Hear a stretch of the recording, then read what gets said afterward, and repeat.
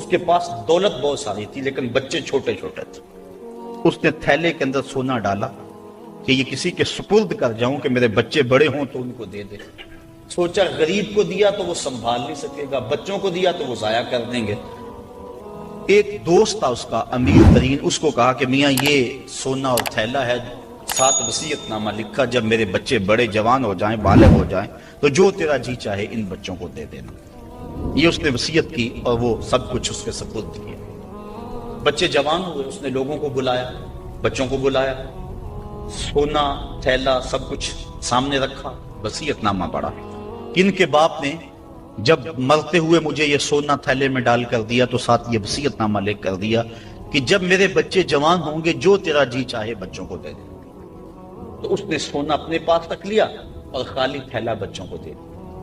اب سارے کہیں ظلم ہوا ہے، یتیموں کے ساتھ ظلم ہوا ہے، لیکن کریں کیا کہ وصیت نامہ ہی ایسا تھا، نہ عدالتی چارہ جوئی ہو سکتی ہے، نہ اس کو کہا جا سکتا ہے. سارے کہیں ظلم ہوا. علماء سے پوچھا، کہا ظلم ہوا، لیکن کیا کہا جا سکتا ہے؟ وصیت نامہ کے اندر بات ہی ایسی تھی کہ اس نے زیادتی کی ہے اور سب کچھ خود رکھ لیا.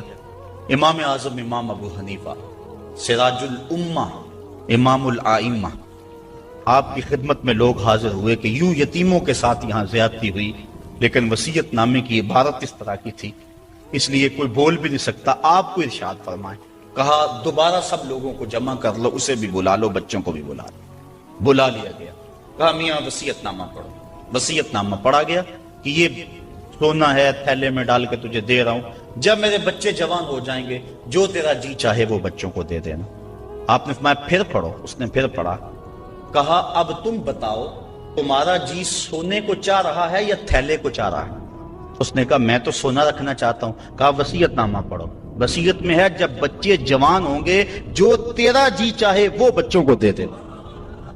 اب تیرا جی تو سونے کو چاہ رہا ہے اور وصیت میں لکھا بھی یہ ہے کہ جو تیرا جی چاہے وہ بچوں کو دے دے، لہٰذا سونا دینا، بچوں کو تھیلا رکھ خود. تو امام اعظم نے اس طرح ان یتیموں مدد فرمائی تو کہا لن تنالوا البر حتی تنفقوا مما تحبون، تم اتنی دیر تک نیکی کی حقیقت کو نہیں پہنچ سکتے جب تک اس کو تم اللہ کی راہ میں خیرات نہ کرو جس کو تم خود پسند کرو. اللہ مما تحبون، تو انسان اس کو راہ خدا میں خیرات کرے جس کو خود پسند کرتا ہے. اور آگے فرمایا وَعَلَمُوا، اور جان لو ان اللہ غنی حمید، اللہ غنی بھی ہے اور سراہا ہوا بھی ہے. اسے تمہارے مالوں کی ضرورت نہیں ہے، وہ ان غریبوں کو خود بھی تو دے سکتا تھا نا. تمہاری ڈیوٹی لگائی کہ تم دینا، وہ خود بھی تو دے سکتا تھا، لیکن یہ تمہاری آزمائش، ان کی آزمائش اور تمہاری آزمائش. اب دیکھتے ہیں کون اپنی آزمائش میں پورا نکلتا ہے. الشیطان یعدکم الفقر ویامرکم بالفحشاء، شیطان تمہیں اندیشہ دلاتا ہے محتاجی کا. اگر تم نے اللہ کی راہ میں دیا تو تم محتاج ہو جاؤ گے، تمہارے پاس اتنی دولت نکل جائے گی. وَيَأْمُرُكُمْ بِالْفَحْشَاءِ، اور تمہیں بے حیائی کا حکم دیتا ہے. بے حیائی سے یہاں مراد علماء تفسیر فرماتے ہیں بخل ہے، کنجوسی ہے. اور کنجوسی کو بے حیائی اس لیے کہا گیا کہ اس سے بڑی کیا بے حیائی ہوگی کہ غریب نانے شبینہ کو ترستا ہو اور امیر دولت کو سنبھال کے بیٹھ جائے. یہ بے حیائی نہیں ہے تو اور کیا ہے. امام غازی تفسیر کبیر کے اندر اسی آیت کریمہ کے تحت 5-6 چیزیں بیان فرمائی کہ صدقہ کب چھپا کے دینا چاہیے اور کب ظاہر دینا چاہیے. گفتگو وہ لمبی ہے، میں ایک بات عرض کر کے اجازت چاہوں گا اور بات آگے بڑھاؤں گا. 2 طرح سے جو ہے وہ صدقہ دیا جاتا ہے، ظاہر اور پوشیدہ. اور اس میں اگر کسی شخص کو آپ دے رہے ہیں، کسی ذات کو دے رہے ہیں، تو پھر اس وقت مستحب اور بہتر یہ ہے کہ آپ چھپا کے دیں. کسی کی مدد ذاتی طور پہ کر رہے ہیں، غریب ہے، بیوہ ہے، یتیم ہے، تو پھر اس کی غربت کا اشتہار نہ لگائیں، پھر بہتر ہے کہ چھپ کے دیں.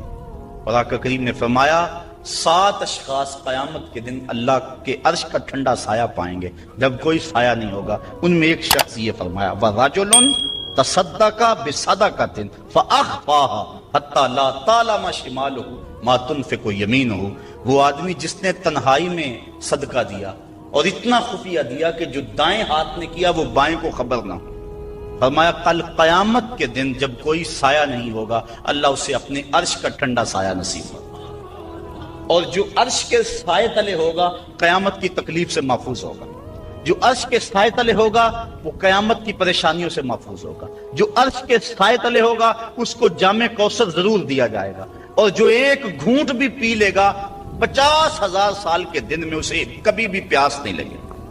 تو جس نے اپنے صدقے کو خفیہ دیا، دائیں نے دیا بائیں کو خبر نہ ہو، اللہ اکبر۔ بلکہ علماء اس کی تشریح میں لکھتے ہیں کہ جس کو صدقہ دیا جا رہا ہے بہتر ہے کہ اس کو بھی خبر نہ ہو، اس انداز سے اس کے گھر میں پھینکاؤ کہ اسے بھی پتہ نہ ہو کہ میرے اوپر کون مہربانی کر گیا۔ اللہ اکبر۔ اگر ایسا ہو تو یہ انتہائی خفیہ حالت ہے۔ اللہ اکبر اللہ اکبر۔ تو کہا کہ اگر تم صدقہ خفیہ دو تو وہ بھی تمہارے لیے بہتر ہے، اور اگر تم ظاہر دو تو ظاہر دینا کس وقت مستحب ہے، جس میں کسی شخص کی ذات کا معاملہ نہ ہو۔ مثال کے طور پہ مسجد کے لیے فنڈ مانگا جا رہا ہے، دارالعلوم کے لیے مانگا جا رہا ہے، کسی ہاسپٹل کے لیے مانگا جا رہا ہے، کسی اور رفاہی کام کے لیے مانگا جا رہا ہے، لہٰذا وہاں آپ اس نیت سے کہ اگر میں اٹھ کے اعلان کروں گا تو میرے دیکھا دیکھی کئی اعلان کریں گے، لہٰذا مدد ہو جائے گی۔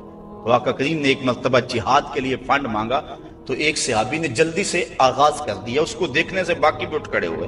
تو آقا کریم نے اس وقت فرمایا تھا من سنہ فی الاسلام میں سنتن حسنتن فلہ اجرہا، جس نے اسلام میں ایسے اچھے طریقے کو رائج کیا اللہ تعالیٰ اس کو اس کا اجر عطا فرمائے گا، اور اس کے دیکھا دیکھی جس نے اس کام کو کیا اللہ اس کا اجر بھی سے عطا فرمائے گا۔ تو اس نیت سے اگر ظاہر کر لیا جائے تو وہ زیادہ فضیلت والا ہے۔ دوسرا، اگر آپ خفیہ کی بجائے اعلانیہ کرتے ہیں تو اس سے آپ کے نفس پر ریاکاری کا امکان پیدا ہو جاتا ہے، تو پھر بہتر یہ ہے کہ ریاکاری سے بچنے کے لیے خفیہ صدقہ کیا جائے تاکہ اللہ تعالیٰ آپ کے اس عمل کی برکت آپ کو نصیب فرمائے، ورنہ ایسا ہوگا کہ ریاکاری سے سب کچھ برباد ہو جائے گا۔ آگے ارشاد فرمائے وَيُكَفِّرُ عَنْكُم مِّن سَيِّئَاتِكُم، اگر تم اللہ کی راہ میں چھپ کے یا ظاہر صدقہ کرو گے تو اللہ کے نزدیک وہ بہتر ہے، اور وہ اس سے تمہارے گناہوں کو اتار دے گا، یعنی صدقہ دینے سے جو ہے وہ گناہ مٹتے ہیں۔ واللہ بما تعملون خبیر، اور جو تم کر رہے ہو اللہ اس کو دیکھ رہا ہے۔ نہیں کسی نے دیکھا، جس کو تم نے دیا اس نے بھی نہیں دیکھا، کسی کو نہیں کانوں کان خبر ہوئی، لیکن جس کے لیے دے رہے وہ تو دیکھ رہا۔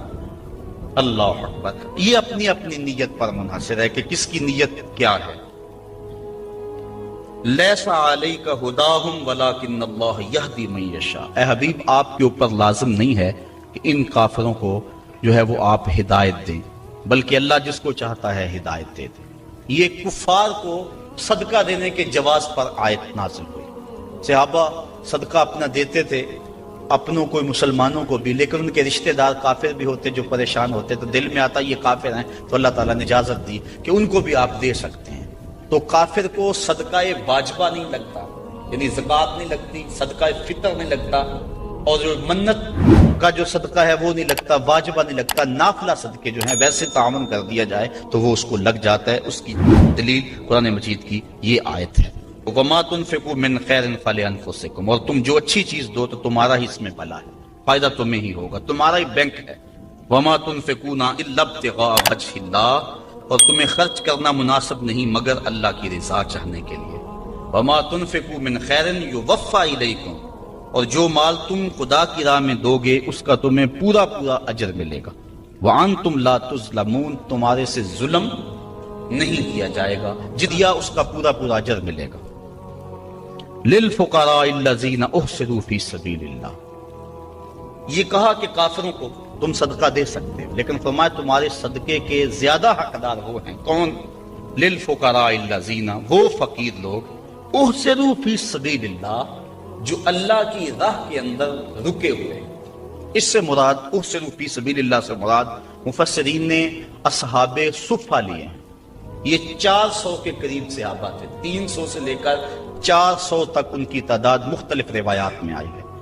جو مسجد نبوی میں رہتے تھے، ان کا نہ کوئی گھر تھا نہ ان کے اہل تھے، بس سارا دن مسجد نبوی میں رہتے۔ حضور نے ان کے لیے ایک چبوترا بنوا دیا جس کو صفہ کا چبوترا کہا جاتا ہے، تو وہ اس پہ بیٹھے رہتے، حضور کے انتظار میں رہتے، آقا کریم آتے تو وہ حضور سے دین سیکھتے۔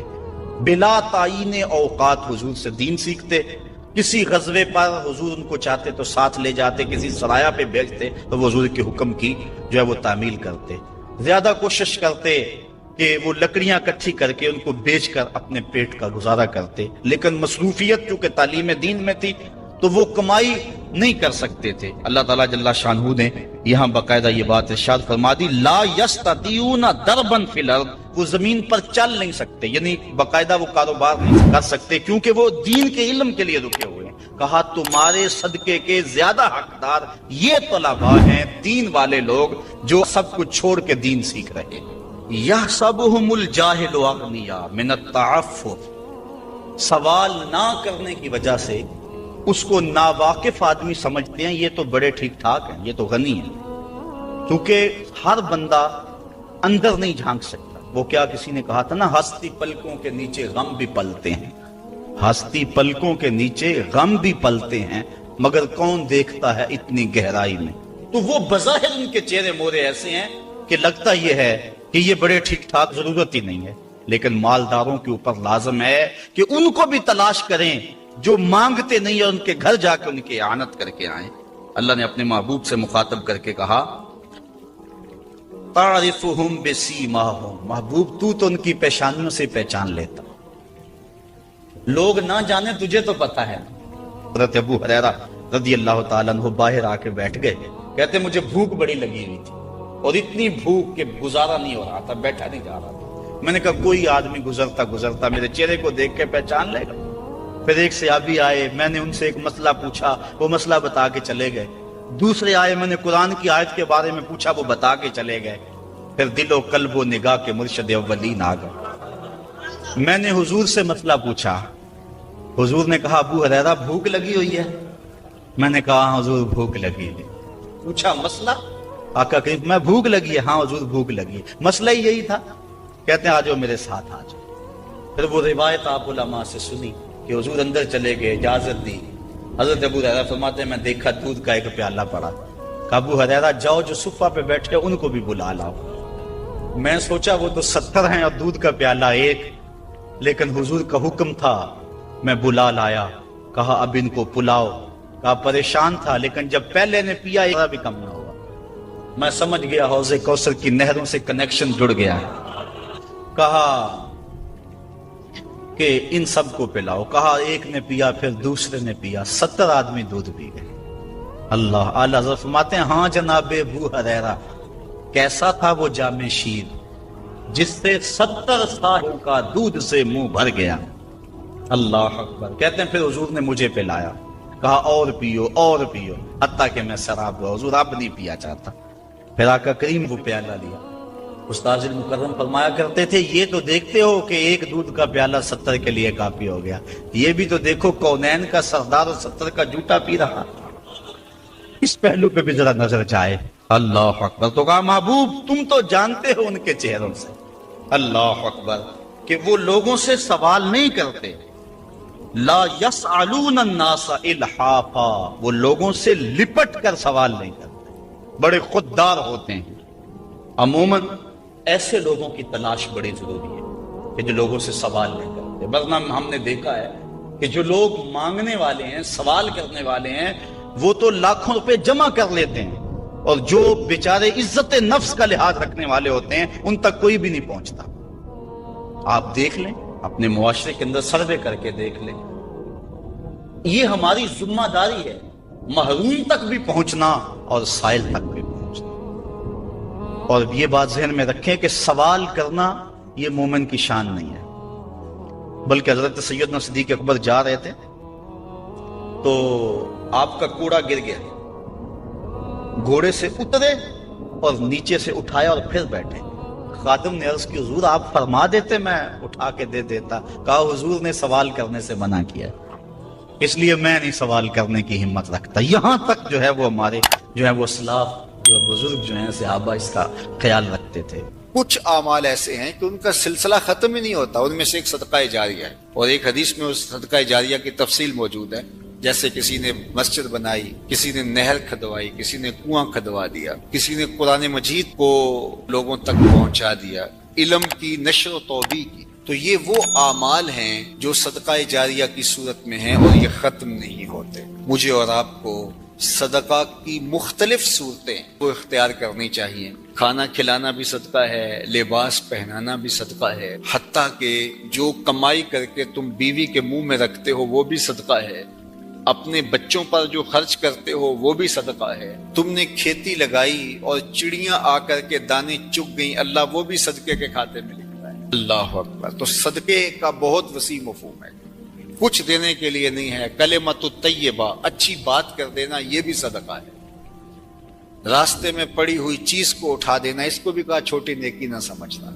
تو مختلف صدقے کی صورتیں ہیں اور سب ہمیں ادا کرنی چاہیے، لیکن ایک بہترین شکل صدقے کی صدقہ جاریہ ہے. اور وہ مسجد بنا دینا، وہ دارالعلوم بنا دینا، وہ نہر کھدوا دینا، وہ جو ہے وہ کنواں کھدوا دینا. حدیث میں آتا ہے جس طرح وہ آیت کریمہ نازل ہوئی، لن تنالوا البر حتى تنفقوا مما تحبون. تو بیر ہا لے کر کے صحابی اس کا معاملہ لے کر آگے، حضور مجھے سب سے زیادہ محبوب یہی کنواں ہے، تو میں یہی اللہ کی راہ میں پیش کروں. اللہ اکبر. تو وہ صدقہ جاریہ کی شکل ہے. دور موجود کے اندر جن علاقوں میں پانی نہیں ہے، آر او پلانٹ وہاں لگا دینا، یہ کنواں کھدوانے کا دور موجود کے اندر ایک منظم طریقہ ہے. بلکہ ہمیں نیت کرنی چاہیے. میں تو پچھلے دن کہیں تھا تو تقریباً اہل خیر بیٹھے تھے، تو میں نے کہا تھا کہ آپ کو بھی کہتا ہوں، اور میں خود بھی اس کی نیت کی ہے، اور انشاءاللہ اللہ نے توفیق دی تو ہوگا بھی، کہ ہر شخص ہم میں سے ارادہ کرے. جس کے پاس مال ہے وہ تو کرے ہی کرے، جس کے پاس مال نہیں ہے وہ بھی کرے، اللہ اس کو مال دے گا. ہر شخص ارادہ کرے کہ میں زندگی میں کم از کم ایک مسجد تو بنواؤں گا، میں زندگی میں ایک جامعہ تو بنواؤں گا. تو یہ اگر ہم نیت کر لیں تو نیت المومن خیر من عملہ، تو اس کا ثواب آج سے ہی شروع ہو جائے گا. نیت وہ والی نہیں ہے کہ جب مال ہو تو پھر نیت ٹوٹ جائے. کچھ نیتیں ایسی ہوتی ہیں بندہ پہلے نیت کرتا ہے جب مال نہیں ہوتا. ایک واقعہ مشہور ہے کہ ایک آدمی چڑھا اس کے اوپر کھجور کے اوپر توڑنے کے لیے، تو وہاں ایک سانپ بیٹھا ہوا تھا. تو اسے نہیں پتا تھا، جب خشک کو ہاتھ ڈالنے لگا تو ایک خوفناک سانپ دیکھا تو ڈر گیا اور فوری نیچے سرکنے لگا اور کہا اللہ اگر اس سانپ کے قہر سے تو مجھے بچا لے تو تیری راہ میں اونٹ خیرات کروں گا. اور نیچے سرکنا شروع کیا. 10 15 20 فٹ نیچے ہو گیا، لیکن وہ ابھی بھی اس کی طرف غسیلی نظروں سے دیکھ رہا تھا. لیکن کچھ تھوڑا سا محفوظ ہو گیا. کہا مالک اگر تو مجھے اس سے بچا لے تو تیری راہ میں اونٹ خیرات کروں گا. یوں اترتے اترتے نصف تک آ گیا اور سانپ کا خطرہ بھی ٹلا نہیں ہے. تو کہنے لگا اللہ اگر تو مجھے اس سانپ سے بچا لے تو تیری راہ میں بکری خیرات کروں. پھر زمین کے تھوڑا سا قریب آ گیا اور کہنے لگا اللہ تو اگر اس سانپ سے مجھے بچا لے تو مرغی دوں گا. اور پھر چھلانگ لگاتے ہوئے کہا مالک میرے گھر میں ایک انڈا پڑا ہے وہی تیری راہ میں جا کے خیرات کر دوں گا. تو اونٹ سے چلا اور معاملہ انڈے تک پہنچا. یہ صادق النیہ نہیں ہے. اللہ کے محبوب علیہ السلام نے حضرت ابو کبشہ الانماری سے ایک روایت ہے، اس میں فرمایا لوگ 4 طرح کے، ان میں سے دوسری قسم کے لوگوں کا ذکر فرمایا وَرَجُلٌ رَزَقَهُ اللَّهُ عِلْمًا وَلَمْ يَرْزُقْهُ مَالًا. وہ شخص جس کے پاس مال نہیں ہے لیکن اللہ اس کو شعور دیا ہے، فہم دیا ہے، علم دیا ہے. آگے لفظ ہے فَهُوَ صَادِقُ النِّيَّةِ، لیکن وہ نیت کا بھی سچا ہے. وہ کہتا ہے کہ اگر میرے پاس مال ہوتا لَعَمِلْتُ بِعَمَلِ فُلَانٍ، تو جو مالدار لوگ اللہ کی راہ میں خرچ کر رہے ہیں میں بھی ایسے ہی کرتا. اور وہ ایسے اوپر سے نہیں کہہ رہا جب مال آ جائے تو پھر جائے. فرمایا وَهُوَ صَادِقُ النِّيَّةِ، وہ نیت کا سچا ہے. اگر مال آتا تو کرتا. آقا کریم نے فرمایا کہ کل قیامت کے دن اس نے کیا کچھ نہیں ہے لیکن جب اعمال تولیں گے تو یہ بھی اس سخی کے ساتھ ہی کھڑا ہوگا، یہ بھی افضل المنازل. تو نیت کر لینی چاہیے کہ صالح اعمال بجا لائیں، صدقہ کریں. اور صدقہ جاریہ میں مجھے آپ کو سچے دل سے اگر اللہ نصیب کر دے تو پھر یہ کوئی مشکل نہیں ہے، اور یہ سب کچھ یہاں رہ جانا ہے. اور وہ تو ہمارا کفن بھی میلا نہیں ہوتا کہ سب کچھ بانٹ لیا جاتا ہے. میاں صاحب بولے جاندی واری ڈرونا بنے ہوتے ہاتھ نہ لاندے ڈر دے، جنہ لئی تو پاپ کمایا جی کتھے نہیں تیرے کر دے.